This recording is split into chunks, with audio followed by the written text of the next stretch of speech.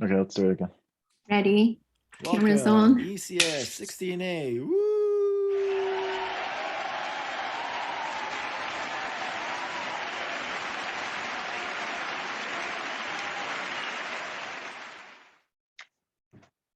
All right, great. So yeah, I promised you something last time. So there's this guy, very funny guy, I have to say. And I really recommend going through this. There's a really nice podcast that says the podcast is pretty much this one. Um, it's TLDR, and they have an episode called 100 Songs. And basically, this person makes money by writing just a lot of songs.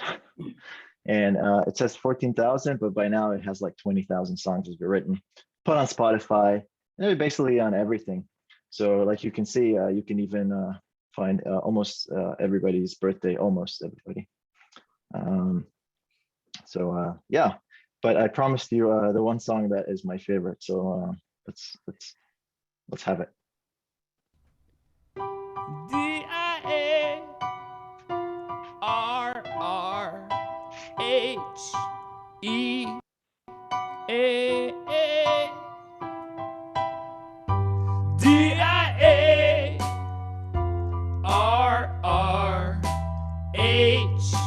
DIARRHEA. Diarrhea is hard to spell, but it's very easy to smell. The scent of diarrhea is so distinct, I can identify it from a mile away. But I've got to look it up every single time before I write DIARRHEA. Diarrhea is hard to spell, but it's very easy to smell. No one knows where the H goes. Okay, I think you got it. My favorite part is no one knows where the H goes because so true, so true. Anyway, check this guy out. It's pretty funny. All right, I went to Switzerland last time. I mean, it was it's an amazing country. The views and incredible. And I have to show you some pictures from Switzerland. So here's my first one. Oh my God, I mean, that's my favorite view of all. Anybody knows what it is? This is the Fourier transform, folks. The Fourier transform. Oh my God. Oh my God. I mean, that was, whew. I mean, going so far just to see, I mean, this is an amazing sight. And hold on, here's another one. Oh, Euler's formula. Oh, I mean, just looking at this just makes me want to cry. Just makes me want to cry. And then finally, the best part of all.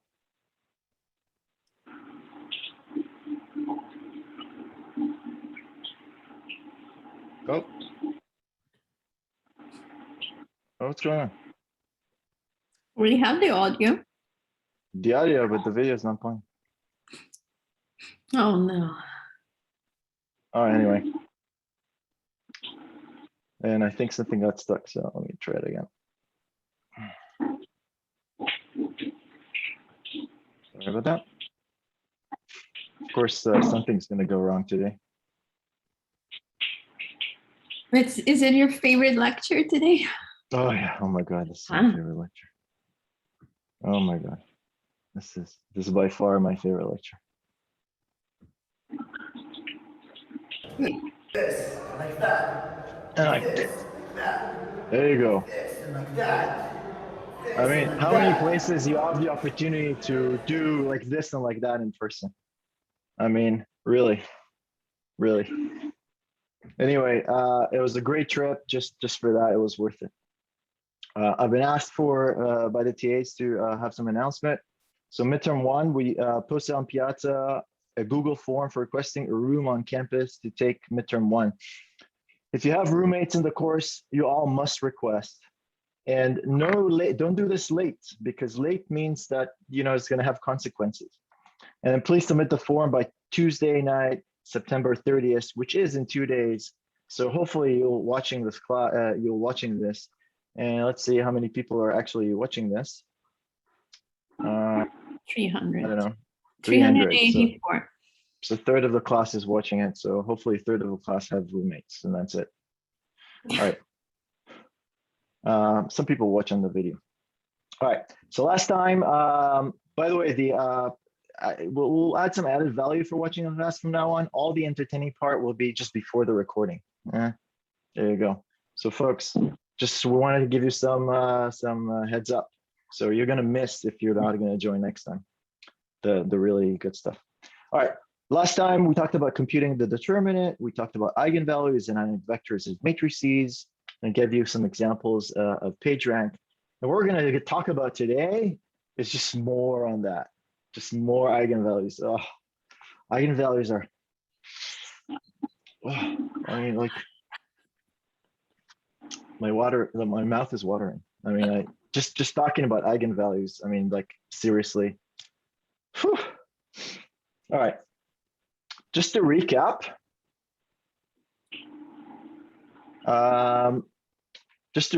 so here's what we've done so far, okay?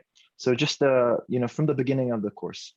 In the beginning, we just talked about setting a set of linear equations, right? Just a set of linear equation. You remember, like, you know, 4x plus x1 plus 2x2 plus 3x3 equals some 4, and then we had another equation like 5x1 plus 2x2 plus, I don't know, 10 x3, this is 2, and that equals, I don't know, -1, and so on and so forth. So we have these linear set of equations. Then we form these linear equations basically as a matrix vector multiplication. Remember, we took those nice linear equation, we put them in a matrix, call this, I don't know, like a 4, 2, 3, 5, 2, 10, and then multiply by the vector x1, x2, and x3. And we said, oh, you know, that equals to 4 and then -1, right? Then we looked about ways of going and solving those using a Gaussian elimination.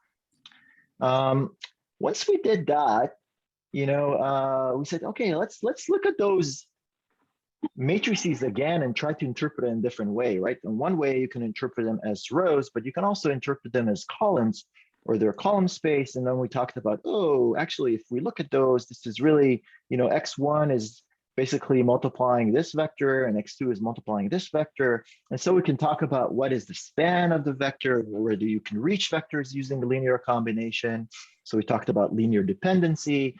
And basically when figuring out actually in a different way why Gauss elimination gave us one solution or no solution or infinite solution. Okay, then we kept on talking about matrix transformation, matrices. Matrices are extremely important, extremely useful tool. Look, this is just a tool, right? Like, you know, to do things, but what's the beauty about mathematics is once you create a tool that you can apply in so many different ways, you know, things come out of it immediately, and you can then see this, you know, the things that you're doing in a much clearer way. So that I think is pretty amazing. And you know, the syntax and the language that you actually develop is really important to be able to get those advancements that we have. Just thinking in this, you know, in notations, just, you know, if you told me to describe a system, I don't know, in 1000 BC, and I would say, well, probably it's like this plus that, you know, it's going to be so complicated. And today I'm going to say, well, it's really just AX equals Y, you know, and then it was like, oh yeah, I understand that linear system. Right, so it's just like, think about that. Just the language that we developed is pretty amazing. Okay, then we looked at matrices as transformations, right? Like we looked, oh, you could rotate, you can flip, you could, you know, stretch and all sorts of stuff like that. And then we looked at, oh, you know what? Once you look at transformation, I mean, the other transformation that we looked at is also, looking at graphs, the pumps and the reservoirs, right? And how these evolved. So these another way of looking at, matrix transformations. And then we said, oh, you know what do you want to invert a system? Can you invert it? Well, sometimes you can and sometimes you can't. And we looked at that.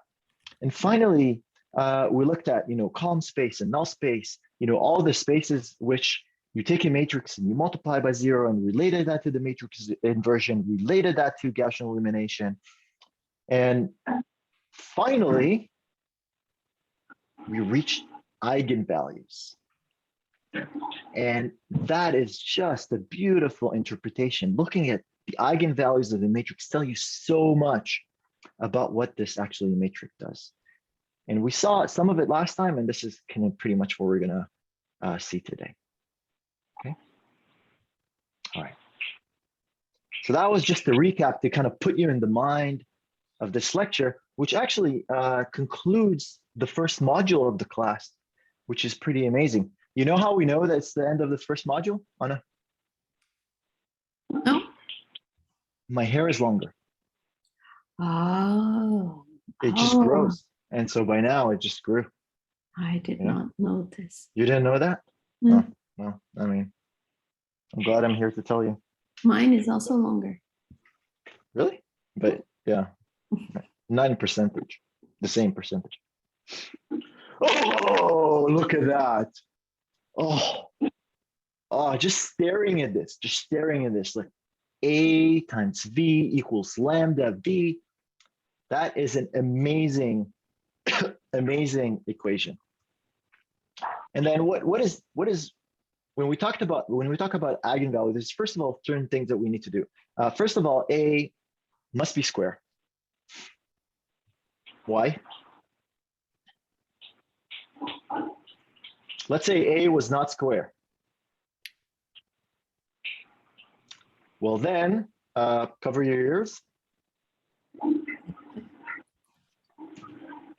Cover your ears. That's what would happen if A was not square, because that would not compute, cannot compute, because obviously if it wasn't square, then the result would be a different dimension, and that relationship can never happen. So A must be square.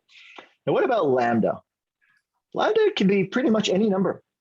Okay, eigenvalues can be pretty much any number. What about the vectors V? A doesn't have to be invertible, by the way. It doesn't have to be invertible. What about V? Well, V must not be 0 because that would be pretty trivial, right? Like, and we're looking for, when we look at eigenvalues, we're not looking at a trivial solution. We're looking at non-trivial solutions for this equation. Okay. Now, somebody said about invertibility, but let's just relate to that. And the question is kind of, what does lambda equal mean?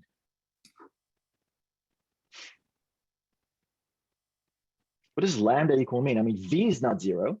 So A times V equals 0. What does that really mean when lambda equals 0? Yeah, that we have a non-trivial null space and V is within that null space. That's what it basically means. If lambda equals 0, that also means that V is within the null space. Okay, and eigenvalue, of course, can be 0, right? So that's in general.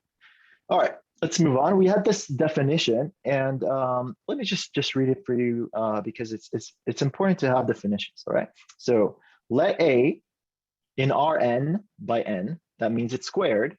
So this is redundant. And then lambda be a real number. Now, although in general it can be complex, but in 16a, we're not going to talk about complex eigenvalues. In 16b, we can definitely talk about complex eigenvalues.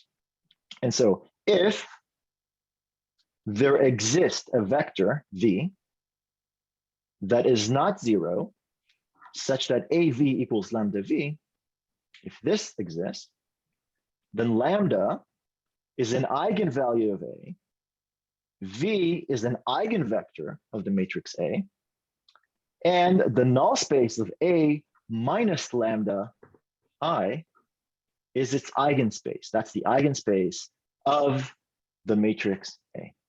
Okay, and we explained this last time, and we're going to practice this today. Now, how do we compute those eigenvalues, right? There is really a disciplined approach to go about it. We have the equation AV equals lambda V. And the first thing that you want to do, I mean, we need basically to find two things. We need to find the lambdas and we need to find the V. So there's two things that we need to find here, right? There's two unknowns. Well, I mean, two concepts of unknowns, the lambdas and the V's. So what we do first is we form the matrix B sub lambda, which is A minus lambda I, right? Because we want to look at the null space of AV minus lambda V, which is A minus A minus lambda I. Okay. Once we do that, we are going to find all the lambdas that result in a non-trivial null space for the matrix B sub lambda. Okay. Okay. And how do we do that? How do we do that? How do we find the non-trivial, like the lambdas that satisfy the non-trivial null space? Very nice, Taras. Yeah, we set the determinant to 0. So if the determinant is 0, we know that we have a non-trivial null space. So then we want to solve the determinant of B sub lambda should be equal 0 and find all the solutions for the lambdas that satisfy this equation. This turns out to be an nth order characteristic polynomial. So if A is an n by n, then we're going to get an nth order polynomial, which is called the characteristic polynomial, and that has n solutions. Okay. By the way, an nth order polynomial will always have n solutions. Okay. Not necessarily real solutions, but it might have also complex solutions. Now, each of these solutions will be an eigenvalue of this system. Now, once we found those eigenvalues, for each of these lambdas, we're going to find a vector in the null space of this B sub lambda. And how do we find those vectors in the null space? Where we're going to solve pretty much B, right?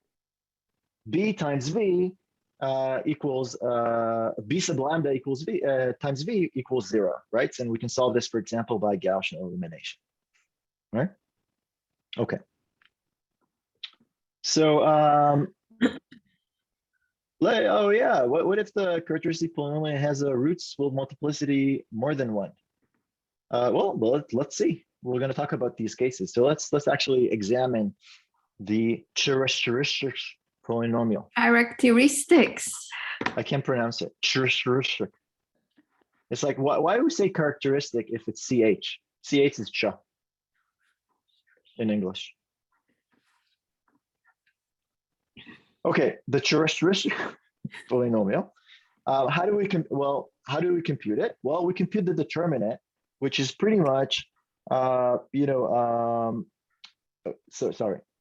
need the determinant of A minus lambda I, and that will be the determinant of A minus lambda B C D minus lambda. Okay, we subtract lambda from the diagonal in this particular case. So how do we compute the determinant?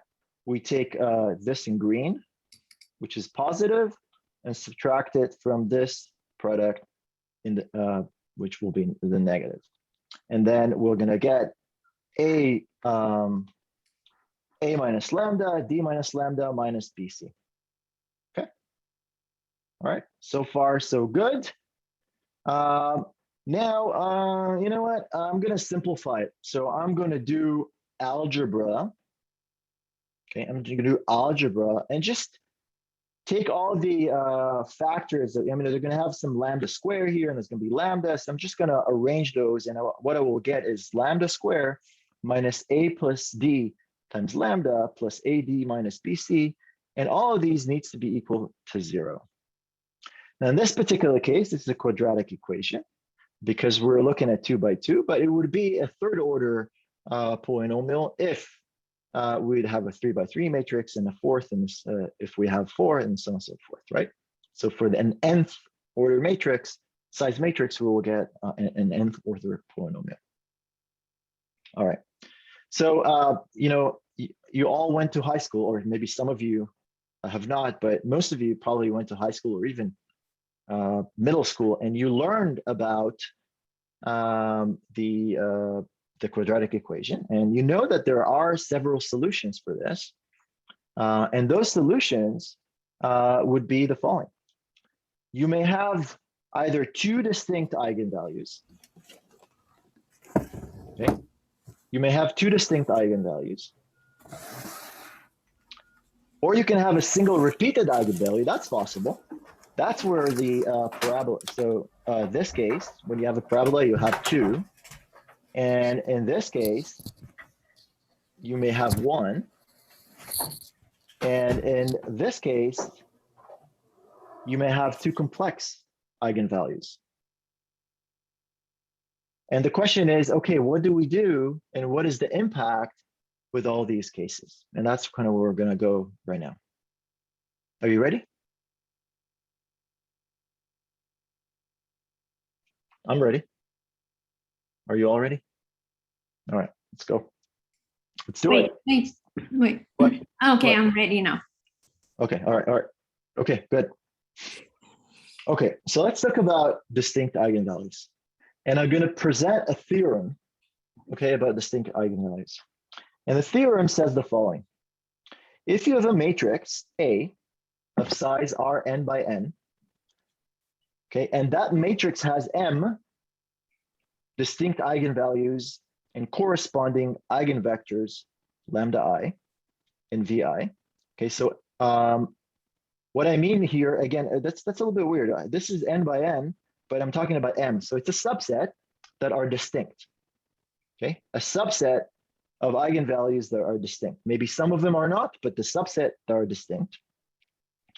It is the case that all those eigenvectors corresponding to these distinct eigenvalues will be linearly independent. So if you have distinct eigenvalues, the eigenvectors corresponding to those distinct will be linearly independent. Okay. Now there's a proof in the notes. That proof is beyond what we require in 16a because it uses induction. But I highly recommend for you to go over there. But the 16a type proofs that we try to show you here is to try to simplify things. And so one of the things, for example, simplifying will be, for example, what happens when you have a 2 by 2 matrix? Okay? So when you have a 2 by 2 matrix, the theorem says the following. If a matrix A that is an R 2 by 2 has two distinct eigenvalues, so the two eigenvalues are different than each other, then V1 and V2, those eigenvectors corresponding to those eigenvalues, will be linearly independent. Now, there's a beautiful consequence for that. And the beautiful consequence for that is if you have two linearly independent vectors in R2, the span of them would be entire R2, right? And therefore, these eigenvectors will also form a basis because for R2, you only need two vectors. That's the minimum number of vectors or linearly independent vectors that you need to span R2. And if you have those could form a basis. Okay, and that would be the case. Now, how do you go and prove this? You can look at the notes. I'm not going to prove it in class right now. Maybe you'll have to prove it in the midterm. Maybe. Could, right? That's possible. Who knows? But the proof in the notes and the concept of the proof is by contradiction. Okay. So if you want to go and prove it, it's actually not very difficult. What you're going to do is assume actually that these are linearly dependent and they have different eigenvalues, okay? Different eigenvalues and linearly dependent. If you assume this, then what you'll get as a result is that either lambda1 equals lambda2, which is not true because you said that they're different, or that one of those eigenvectors must be 0, which also cannot be true because we said eigenvectors are never 0. Okay, so this is how you go and prove this theorem for R2. It's actually quite simple to do, and I highly recommend for you to exercise that, as well as going to the notes and seeing how you did. Okay. But the gist of everything that I want to say here is that if I have two distinct eigenvalues, those would form those eigenvectors will form a basis for R2 when we talk about a 2x2 matrix, which is pretty cool. All right. Okay. So let's look at this matrix, like this operator, right? This is the matrix transformation. And I'm looking at this, and you can kind of see, first of all, what does this matrix information does, right? Like it's, it stretches the space in the y direction. Okay. Oh, actually, yeah, there's a good question before actually you go to this. So for the previous case, if I have n distinct eigenvalues for a matrix of size n by n, then the eigenvectors will span Rn. Okay, they can actually serve as a vector, as a basis for Rn. Okay, and in the 2x2, it's pretty easy because immediately when you have two distinct in 2, then of course it spans. But that's not necessarily the case for n. But if you have n distinct eigenvectors in of matrix A by eigenvalues for an n by n matrix, then the eigenvectors will span that space.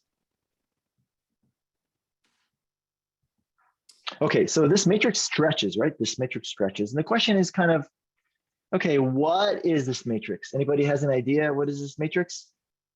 It scales the y-axis by 2 and the x-axis by by nothing. Anybody has an idea? Somebody says a 1, 0, 0, 2. And let's see, Will, 10 points. You got 12 points. Those mean nothing, but yeah, you still got them.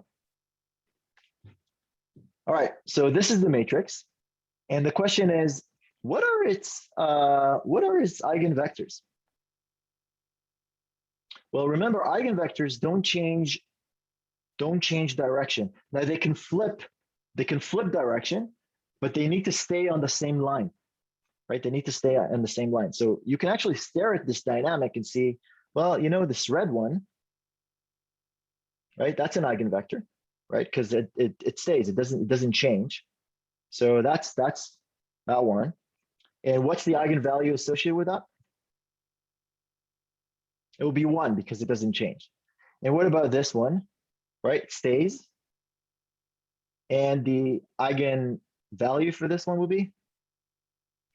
Yeah, 2. All right, that's cool. Now, in general, it's not easy to see eigenvalues and eigenvectors. It's only easy to see in certain situation.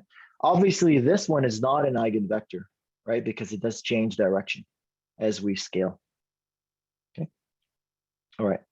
So let's look at an eigenvalue decomposition of this matrix. Now, it's pretty trivial to compute an eigenvalue decomposition of a diagonal matrix. Immediately, you can see what the eigenvalues are, and from that you can find the eigenvectors very easily. But we'll go through again in a disciplined way, just for the sake of practice. So the first thing you want to do is determinant of A minus lambda I. That is 1 minus lambda, 0, 0, 2 minus lambda. Okay. Now, the next thing is you compute the determinant, and the determinant would be pretty much a polynomial. And because the off-diagonal elements, one of them is, or at least two of them is 0, then you subtract by 0. And so this is pretty easy to solve. You immediately see that the solution will be either 1 or 2. Okay, so we have lambda 1 equals 1 and lambda 2 equal 2. And now we want to solve for those eigenvectors. Okay. By the way, here's a trick that we don't want to teach you in this class, but because we want you to go through all the exercise. But if you have either an upper diagonal, a diagonal, or a lower diagonal matrix, then the eigenvalues are pretty much the diagonal. Okay, it comes that way, and you can kind of see when we compute this times that, if one of these are zeros, then obviously this will be 0, that product. Okay, so if you stare at a matrix and it's upper diagonal, you immediately know what the eigenvalues are. Okay, and that's also true, by the way, for Rn, and it's possible to show. I'm just telling you this, so you know. If you don't know, now you know. All right, so let's do this. Let's put lambda equals 1 over here. So we got this matrix 0, 0, 0, 1 times v equals 0. Oh, okay. What we want to do is find the v that satisfies that. How do we do that? Well, Gaussian elimination. And basically, I just flip those rows and says, 0, 1, 0, 0, 0, 0, right? Here's basically this describes the equation using very trivial Gaussian elimination. And obviously, we have one free variable and one dependent variable. The free variable is which one? Well, from here, we see that x2 has to be 0, and x1, or in this particular v. So v1 is the free variable, and then v2 equals 0. Okay, so v2 equals 0. This is v2 equals 0, and then v1 is the free variable. Okay, that's great. So basically now I can set v1 to be whatever I want. I like it to be 1 just for the sake of it, and then v2 to be 0. And so the vector v1, the first eigenvector associated with lambda 1, now it's a vector, right? These were elements of the vector. Now it's the vector. It belongs to the span of 1 and 0. Okay. It belongs to the span of 1 and 0. Okay, so now we've got ourselves the span of the eigenspace as well as the eigenvalue.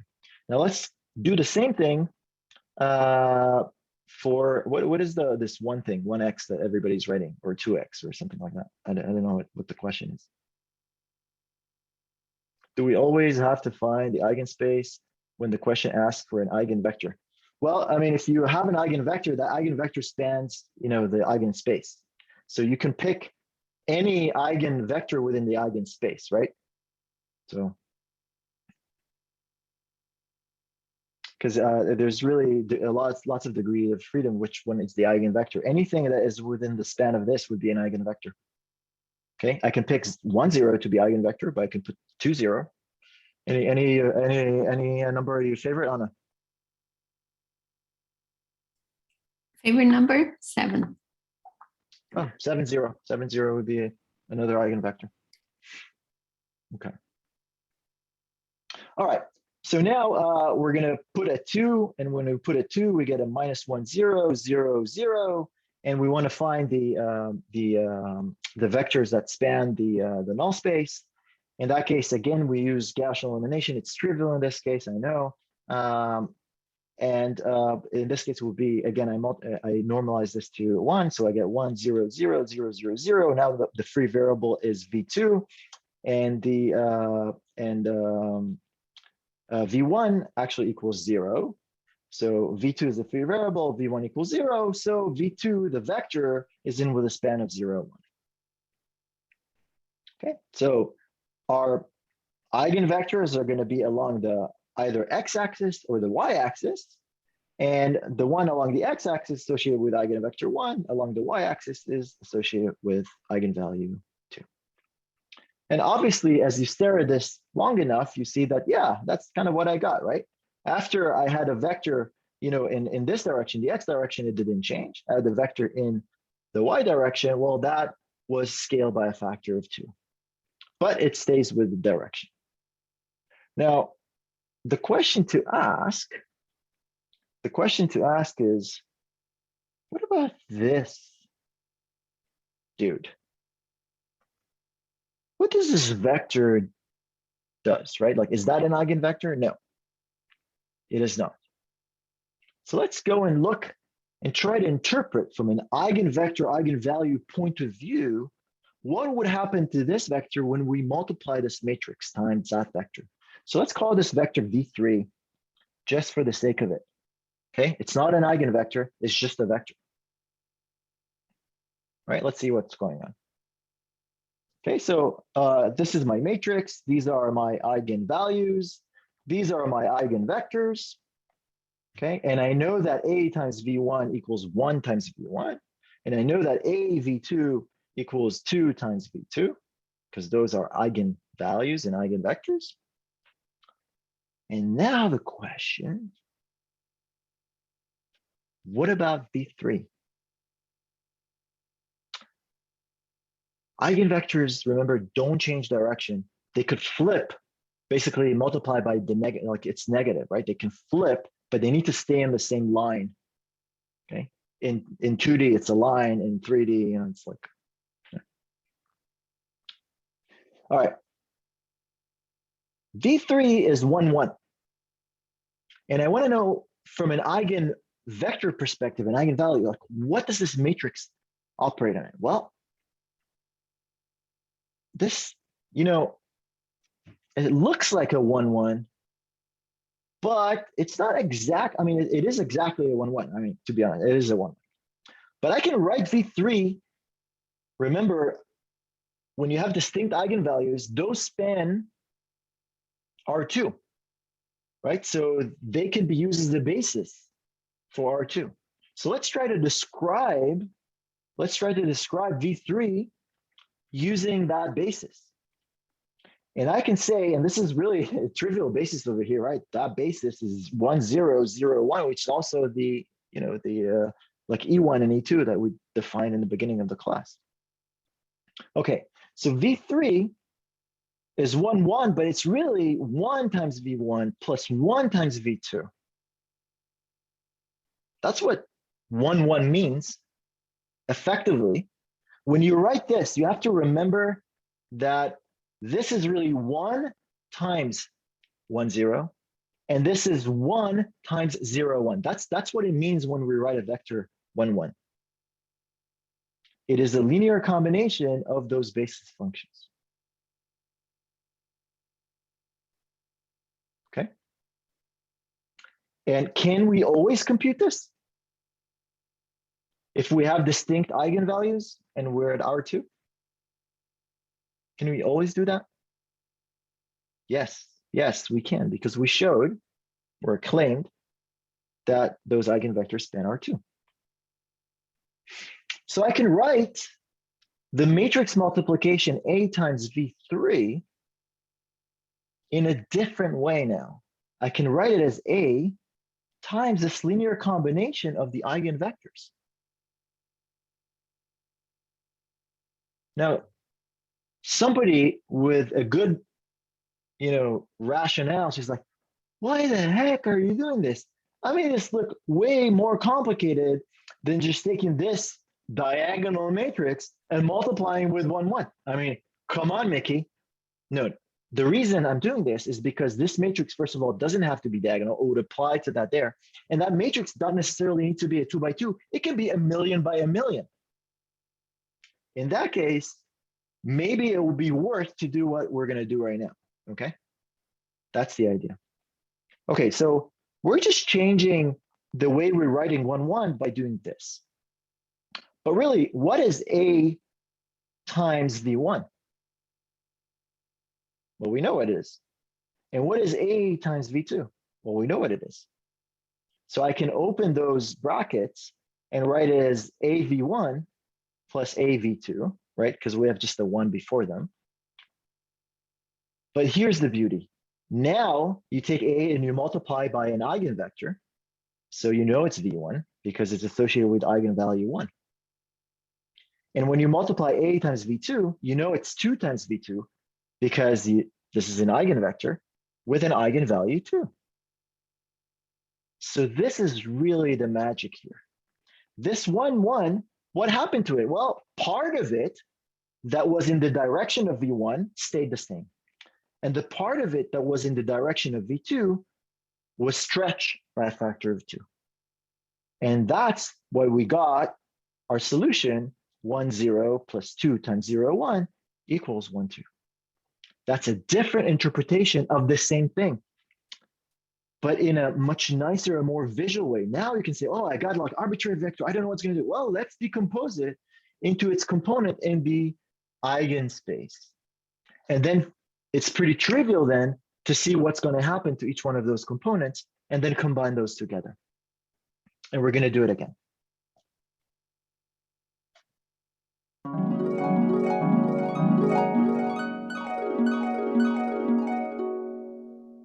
Let's just pick an example that I showed last time, right? Let's just think about this example. So remember we had this matrix, half, half, 0, 1. I'm sure you don't remember, but let me just remind you, okay? In that case, we solved for the eigenvectors and we find, and the eigenvalues, and we find lambda 1 equals half with an eigenvector 1 minus 1 and another one, lambda 2, which is 0, 1. And then I showed you, that if you take this matrix and multiply by something that within the span, it's halved. And then I showed you that if you take this and you multiply a vector within the span, then it stays the same. Fine. Now, the thing is, V1 and V2 are linearly independent. Why? Why they're linearly independent?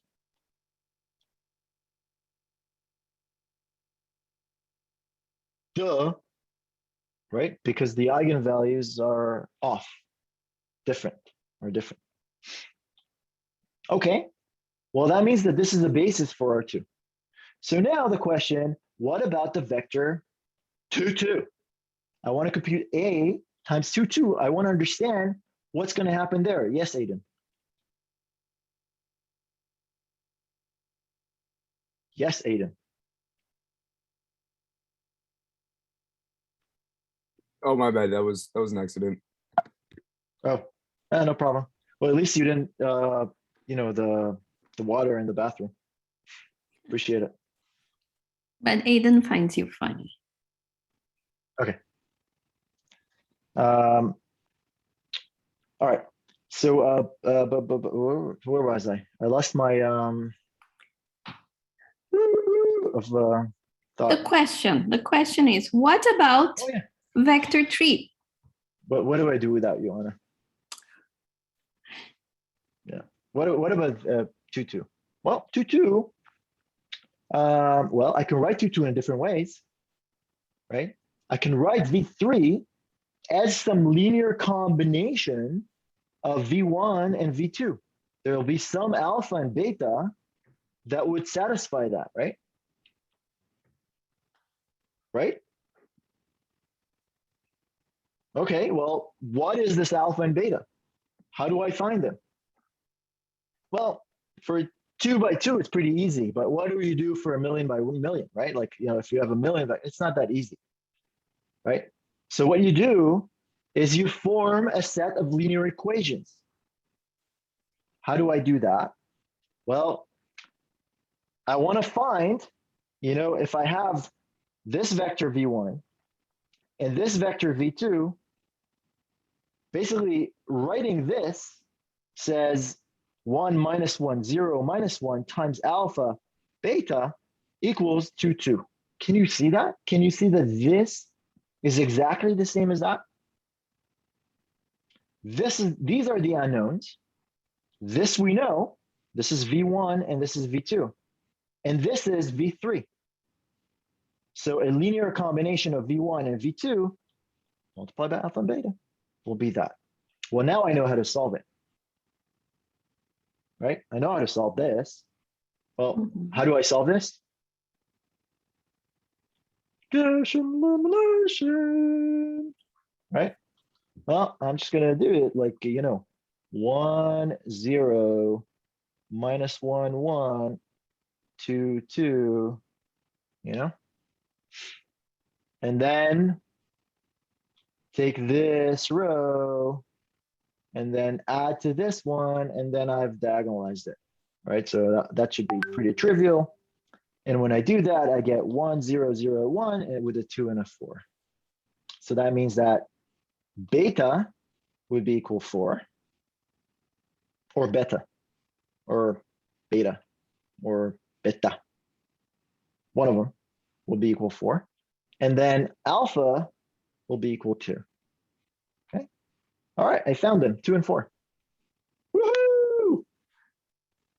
Okay, well, that just helped me to basically solve this. I can put a 2 and a 4 in this equation. So now I can write V3 as 4 times V1 plus 2 times V1 plus 4 times V2. Great. So we have that. And now I'm actually going to write it. So what is A times V3? Well, it's A times 2V1 plus 4 times V2. Now, can you see now how easily is it to solve the problem now? Right? It's so simple. It's so simple because I know that this would be scaled by half. And I know that multiplying by this would stay the same. Okay. So let's just do this. So I get 2A V1, 4A V2, and now A V1 is half times V1, and A V2 is 1 times V1. So I get 2 times half times V1 plus 4 times 1 times V2. I'm just V2. And that results in V1 plus 4 V2. And when I write those together, what is V1 is 1 minus 1. What is V2 is 0, 1 times 4, and then I get 1, 3. That's another interpretation of how these are being transformed by the matrix through this eigenspace. V3 is not an eigenvector. V3 is a linear combination of 2 eigenvectors, right? It's just a vector that I picked. I could have called it Joe. I could have called it X. I could have called it D, or some other thing. Okay. Now let's look about this space.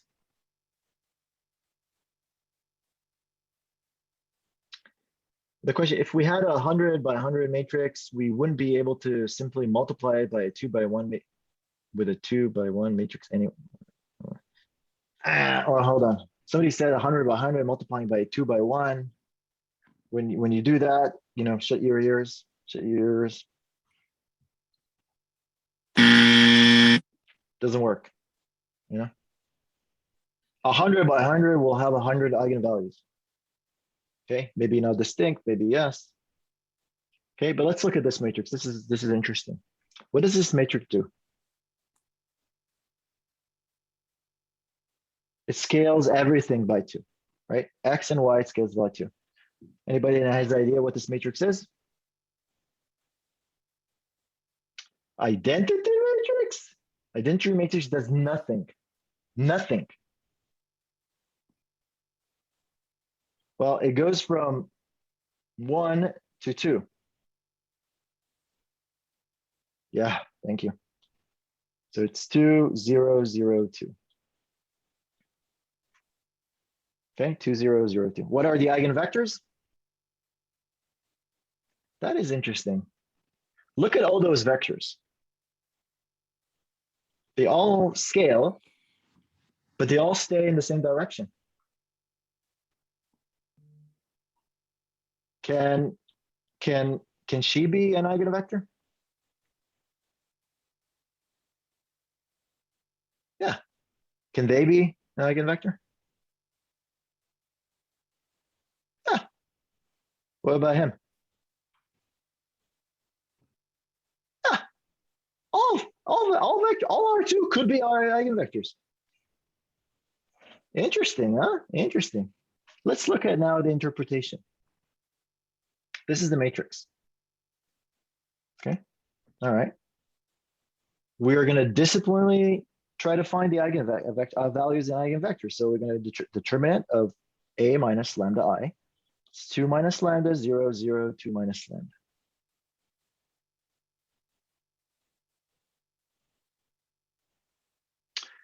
Eigenvectors, well, hold on. Before everybody is jumping and this can span, let's see. I mean, I don't know. I'm just gonna try. Like I was confused. How can everything not change direction, right? Like it's then this is weird, right? It's weird. Okay, so 2 minus lambda, 0, 0, 2 minus lambda. Okay, well now you compute the Schur polynomial. You get 2 minus lambda, 2 minus lambda minus 0 equals 0. Wait a second. What are the eigenvalues? Little did we know that really lambda 1, and I mean, there's basically a multiplicity here. It's 2 and 2. So it's pretty much kind of like a multiplicity of the same eigenvalue in this particular case. Okay, what is the eigenvector then corresponding to eigenvalue 2? Well, I mean, what you need to do is put 2 in this matrix and compute the null space. And when you do the null space of A minus 2 times I, you get the null of 0. The null of the 0 matrix. Now, what is the null space of the 0 matrix? The null space of the 0 matrix is the entire R2. Right? It's the complementary space. Okay? Pretty much all vectors within R2 will be in the null space of 0. Okay, all the vectors. Well, that also means that the eigenspace for the eigenvector 2 is a 2-dimensional space in this particular case. So it's a subspace that's more than 1. Okay, it's a subspace more than 1. If it was distinct eigenvalues, well, then the subspace would be of size 1. But now the subspace is of size 2. So in general, multiplicity of eigenvalues will result in a multidimensional eigenspace in general. Cover your ears. Except if the matrix is defective. What? Defective? What does that even mean? So in general, it's true, but not always. That's the beauty about math. What does defective mean? Well, first of all, before we go to defective, now you can kind of see, well, you know what? Pretty much any vector within R2 is an eigenvector. So if I want to then find the eigenspace, just pick 2 vectors. Well, I can pick her and they, or I can pick they and him. I mean, whatever vectors I want to pick, I just need 2 of them, and that's fine to span that eigenspace. Does that make sense? No? No, Yakir? Really? I could just, okay, so look, if I want to span the eigenspace, this is the eigenspace is the entire R2. So how many vectors in R2 do you need to span it?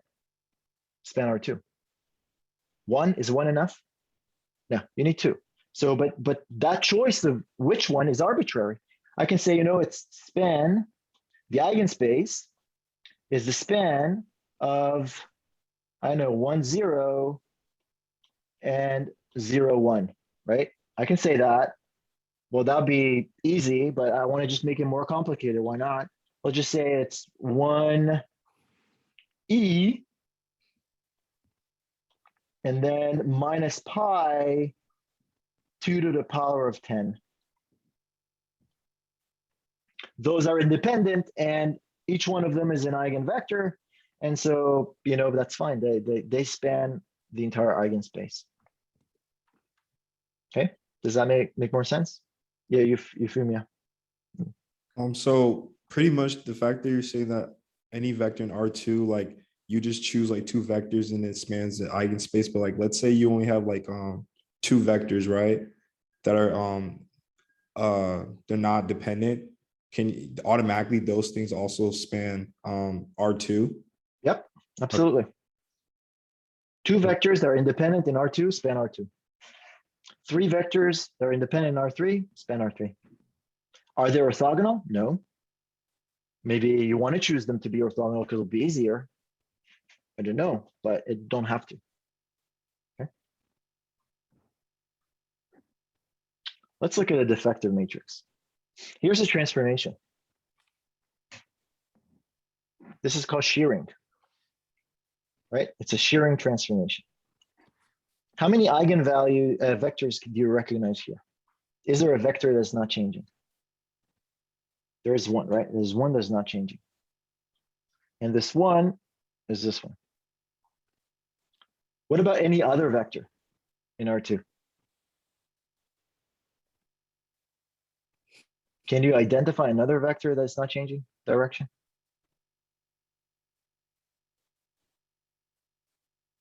No. Well, yeah, all the span of this, right? But that's pretty okay. But the span of this is fine. But is there another vector that's not within the span that is could be an eigenvector? No. Interesting, right? Well, that's weird. This is the matrix. It's 1, 0, 1/4, 1. Why? Because I had this video and the video, this one moves by 1/4. This moves by 1/4. So I had to pick 1/4. If I would have made the video, I would move it all the way to 1 and it will be like not 1/4 on the diagonal. It would have been 1 on the diagonal. Okay, but how much it moved, that is basically this number. I didn't feel like making another video. I was lazy. Okay, the good thing is, yes, question? Sorry, for the one that's rotating, like let's say it was to rotate all the way back to the same position, but it's scaled, wouldn't that technically work? What do you mean by, okay, so the transformation is moving from, here to here, like, it's moving right. All the vectors that have any y component will move to the right, except Okay. the one vector that doesn't have a y component. It won't rotate all the way to like back to the same No, position. that's a transformation, right? Like, oh, that's it. That's the matrix does. Okay, thanks. Stop. Okay. All right. Well, first of all, defective matrices are outside of the class scope, so maybe it's good. But I want to show you kind of what does it mean. Let's try to compute the eigenvalues and eigenvectors. So, these are eigenvalues. We want to find the determinant of this. There is a Schurchik polynomial associated with this. So 1 minus lambda, 1 minus lambda. Oh, wait. What's the eigenvalue? Z. The eigenvalues, there's a multiplicity of them, right? They're both 1. Before, we had the entire R2, right? When that happened. But because this matrix is defective, if we actually compute 1 minus lambda, we get 0, 0, 0 over here, and then 1/4. What is the null space of this? 0 vector? The 0 vector is always a null space. What vector do I multiply this, like this, like that, like this, like that, right? Take a look at my finger here. Like this, multiplied by 0, and then like that, multiply. So you need to have something that's not 0 in the first component. It will always be 0 when you multiply that. Yeah, so the span of 0, wait, that's wrong.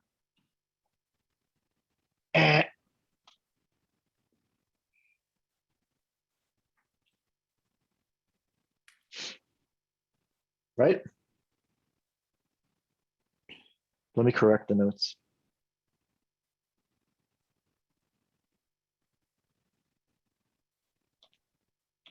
Thank you for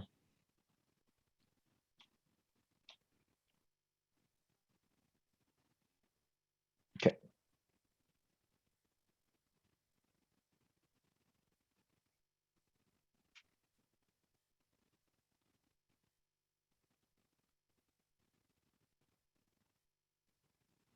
Okay, now we're good.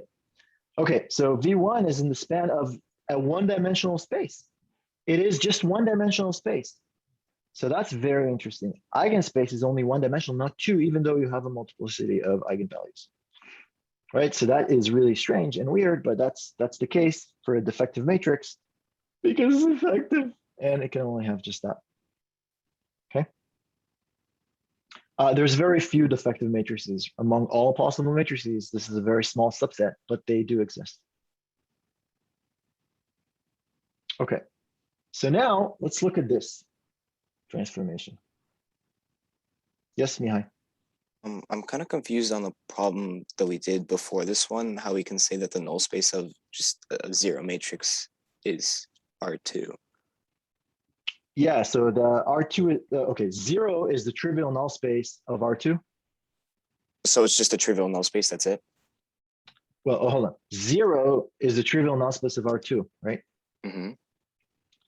So if you have 0 space, what's its null space?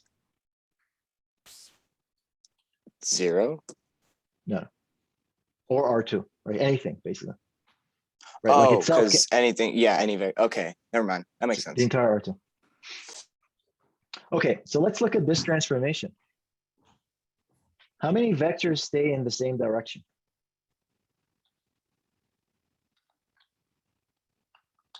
None. None. So how many eigenvalues we have? Eigenvectors we have?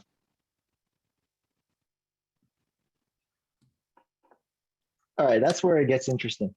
Well, we cannot describe with real values eigenvalues and eigenvectors of this transformation. They cannot be real, right? Even though the matrix, this is a rotation matrix by 90 degrees, actually has real values in its entries, the eigenvalues and eigenvectors of that transformation cannot be real. And if you go and try to solve the Schur-Schur polynomial, you'll see that lambda 1 and lambda 2 are going to be complex. And that also means that since they are complex, also the eigenvectors will have to be complex values in order to get back a real matrix. Okay, so this is outside of the scope, but basically there is no real eigenvalues for a rotation matrices unless the rotation is 180 degrees. If the rotation is 180 degrees, what happens there? Or 0 degrees, yeah. Well, then obviously the vectors are just flipping signs. We'll have multiplicity of eigenvectors, and they're all going to be just -1, yeah. Okay. So, and what's the eigenspace?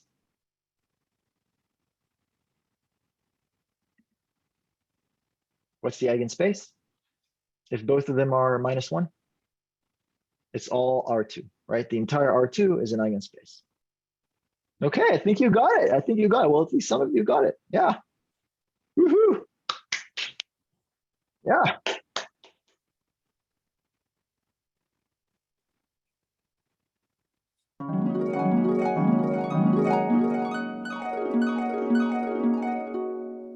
Remember that problem? Okay, we had this, scoring, the websites for faculty. We created this transition matrix and so on and so forth. And after we did this, we found basically a steady state, solution where, there is some vector x star, which was 0.12, 24, 0.24, and this, when we multiply this matrix, it doesn't change.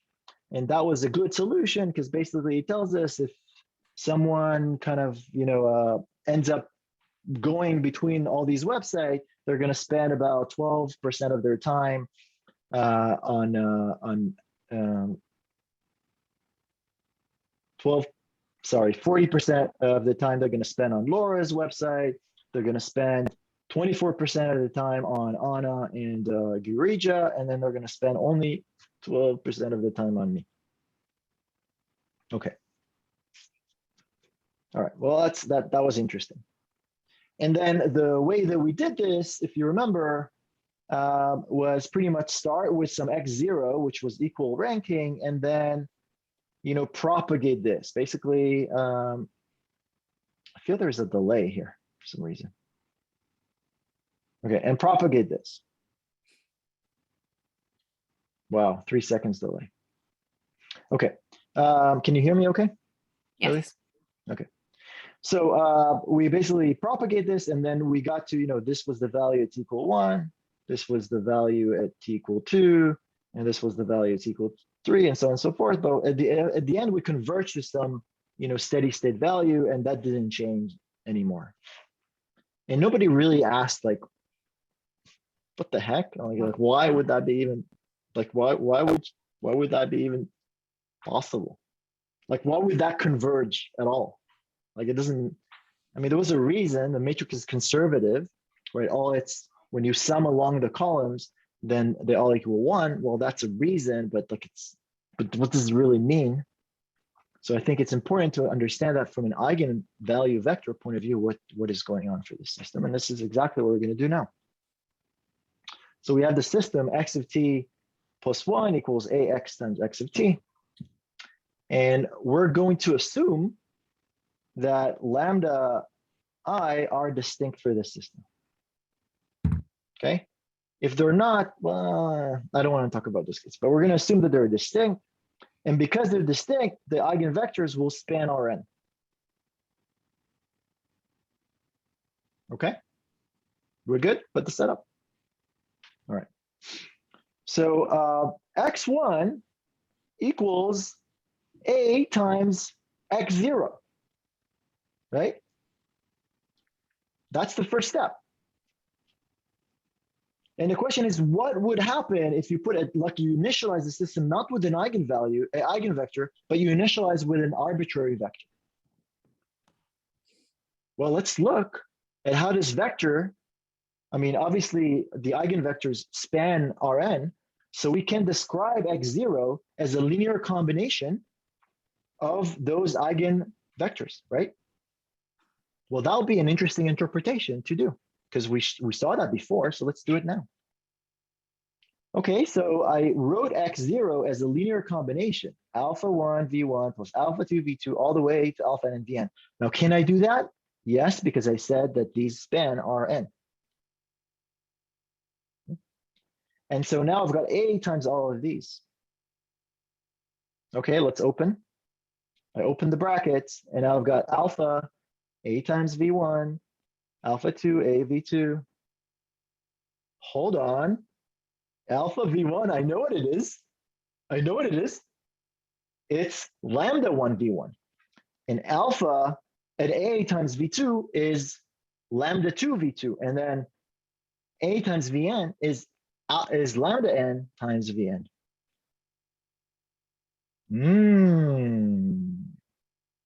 Interesting.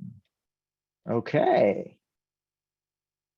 Well, that is interesting.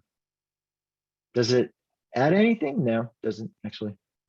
But let's look what happens at x2. Okay. Well, x2 is a times x1, right? It's a times this stuff. Let's see what happens now. Okay. Do you understand the step? A times x1. x1 is this. So a times x1 should be maybe a good thing. So let's do some a times x1. Well, I get all that. But wait a second. A is going to multiply again V1, A is going to multiply V2, A is going to multiply, right? So I will get alpha lambda 1 squared V1, alpha lambda 2 square V2, and then alpha n times lambda n square, right? Does it help us? Maybe. It helps us maybe because now we can talk about what happens at time equal t, right? If you just keep on going, multiply a and a and a and a and a till you get a to the power of t times x0. Well, what will be then x of t? What will be x of t? Well, x of t will be effectively alpha 1 lambda 1 to the power of t v1. Alpha 2 lambda 2 to the power of t. Basically, every time that we multiply by a, basically you get, again, each of those eigenvectors is multiplied by another lambda. Okay? Just keep on going, and this is what you get. So what do we get? Yes, Aman. Just making sure this is all in the case that you start x0 at like basically an array of the eigenvectors, right? X0 is arbitrary. It's arbitrary. It could be arbitrary vector in Rn. And therefore I can represent it by a linear combination of the basis, which are the eigenvectors. Oh, okay. That makes sense. Thanks. So I don't care what x0 is, actually. This is always true for this case. The alphas will be different for different x0. Just the alphas, but the lambda is not going to change. So what would happen actually when I push it to infinity?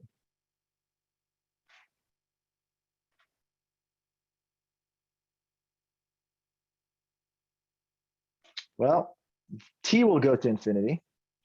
And so it's really dependent on what lambda is. And here are the rules.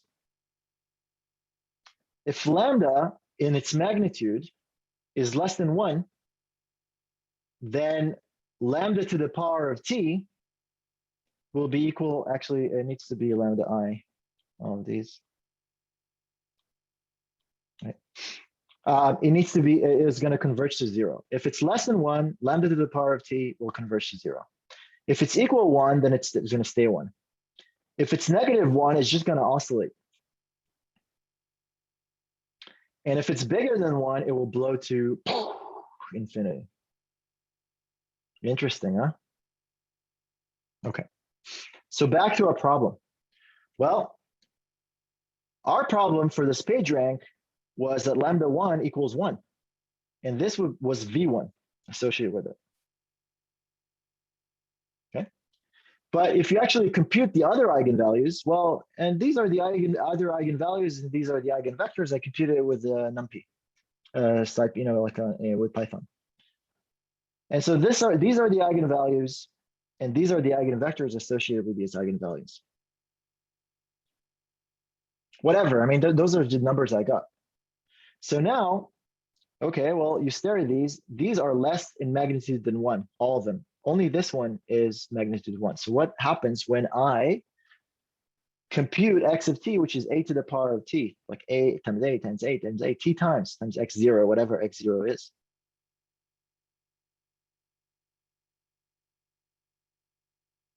Well, let's see. This is x0. We started with 0.25.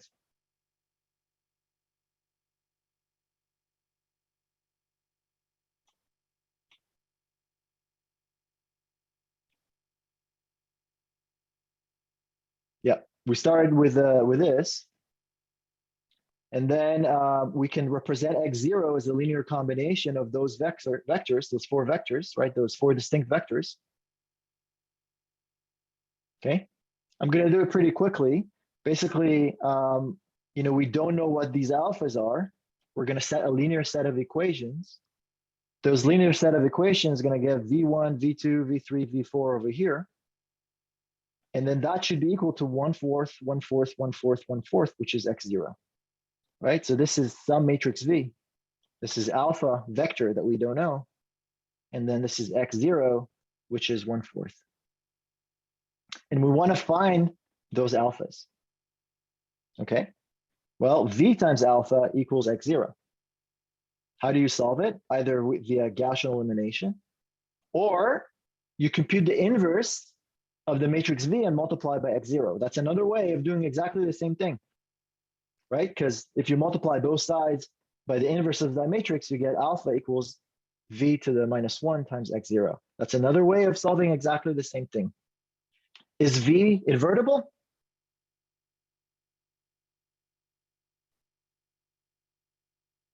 These are linearly independent vectors, so yes. Because they have distinct eigenvalues, so linearly independent vectors. Okay, this is the solution, folks. Whatever it is, I mean, it comes out. Okay, fine. But now let's see what's going on. So I got a to the power of t times x0 equals to a times this linear combination of the eigenvalues. Okay. And then I take it to the power of t. And this is what I get. So those are just constants. And then this will take to the power of t. But the only one that survives going to infinity would be this one. All the rest will go to 0.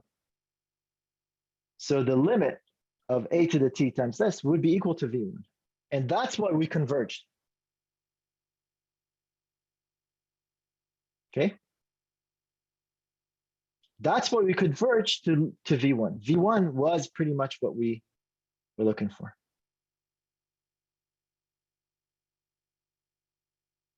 I have 3 minutes, so I'm just going to go back to the lab and maybe explain a couple of things. Remember the single pixel camera, the one lab 3? You know, for those that have done lab 3, kind of maybe seen some of this. What is going on with the delay?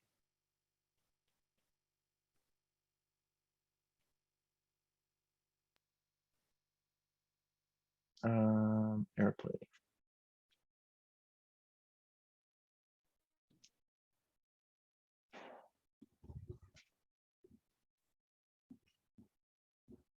Well, at least now there's no delay. Okay, remember lab 3? Okay, so you are projecting all these beautiful patterns, right? And you're projecting those patterns on an image, and you're receiving those. And okay, well, remember we talked about even in like lecture 1. Lecture 1, we talked about that. Okay, so what is the model of this? Well, the model of this is that you project light, and this is received by a sensor, and then you project different patterns all the time. So we can model this as y vector being equals a to a times x. This is really the sensor data you're collecting. This is the measurement mask and matrix, like all these zeros and ones that you're projecting, those are put in this measurement matrix. And then x is the unknown image that you want to be able to reconstruct. Okay. Now we saw that it's possible to come up with a system that has a negative, like as long as those the columns of A are independent, then it has an inverse. If it has an inverse, I can solve for x by multiplying y with the inverse of A. Voila. All right, that is ideal. Unfortunately, the world is not ideal, because when you make those measurements, there's a lot of stuff going on. There's noise in the measurements, you're using resistors, there's all sorts of interferences, like different photons that are not actually reflected by the object, but coming from other places. And we can then form it as a model of y equals a times x, plus some error, some noise or interference vector that is added to our measurement. Now, if we're going to go and try to reconstruct with this a minus 1, I will get x equals a minus 1 times y, which is true, but then it also has the a to the minus 1 times w, which is the interference. Now, ideally, we want this component to be as small as possible, right? The magnitude of this component, we want to be as small as possible. So how do we do that? Well, do we have any control about the noise and interference? No, but we have control about maybe A, right? We can control what A is because we can project different patterns. So let's look at the eigenvalues of a to the -1, like the inverse. And so I can basically decompose this a to the -1 times w into alpha 1, lambda 1, basically the eigenvectors. What do we have controls over here? Well, we do have controls of the eigenvalues and eigenvectors. We don't have controls on the alphas. Alphas are just whatever comes out. If we want to minimize this error, what do we need to do? Well, if we can design a good matrix such that a to the -1 has small eigenvalues overall, then we're going to be able to minimize that interference. This still be true, but we'll be able to minimize that interference. And that is something that you've probably seen in the lab. Okay. I wanted to talk about maybe another thing. It's a little bit more difficult, and I'm kind of running out of time, so it's not a big deal. Please look at the notes. The idea of the notes is that there's now basically the idea here is that we can, before in the lab, we wanted to design a particular A. So how can we use eigenvalues to design things? And so in the example that's also in the notes, we're showing if you want to design a particular reflection matrix about a particular axis, that it's not, the x-axis, well, maybe it's hard to do. How can you use the eigenvalues to do that? And the way to do that is effectively figure out what the eigenvectors are, what the eigenvalues are. Once you know them, you can go and solve a linear set of equations to construct a matrix that does that. And so using the eigenvalues and eigenvectors, you'll be able to design a system now. Okay, so please take a look at the notes. Without that, I think we pretty much conclude this module of the first module of imaging. And now we're going to move into the next module. And so, yeah, I hope you're going to enjoy the second part as much as I enjoy at least the first part. So They will. They will. of course they will. Bye, everybody.